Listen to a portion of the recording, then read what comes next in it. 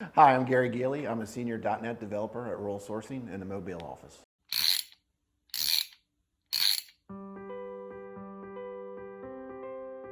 Sometimes whenever you have a legacy system, what you're going to end up with is maybe a technology or a framework underneath that you're using that's no longer available. It sunsets. The OS may have changed to such a way that what you're currently used to using won't work anymore. So you may at sometimes say you need a facelift. You need to change what you've got to stay current in the market. You've got a user base to maintain. You can't say, well, I'll see you in 2 years when I've got this new system done. We're in a market that moves a lot faster than that. This is internet time nowadays. In such a situation, what you want to use is the evolutionary approach as opposed to revolutionary.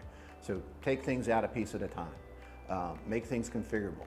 Add some switches in there. So as you're doing the software changes, you can go back and turn things off or on if things are not working quite right. Make adjustments and come back again.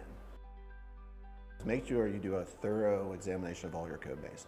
Understand what it's all there. Usually if it's a legacy system, it's been around for a number of years. There could be a lot of things in there that are never been touched.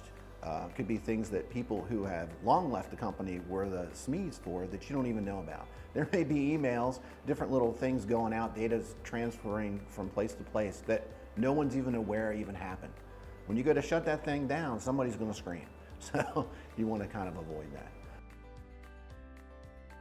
Make sure you keep your user base informed. They've got to know what's happening. You can't just throw something at them cold turkey. That's not going to work. You've got code that's been there for a very long time. In the heat of the moment, some stuff that maybe was changed 6 years ago wasn't completely removed because you didn't have time to remove it. This is a great opportunity to go back and look at that and prune some of that old stuff out. Get rid of it, doesn't need it anymore. You could also use this time to refactor some of the way and the logic that's in place. If you got time, plan for it. It should help your system be better going forward.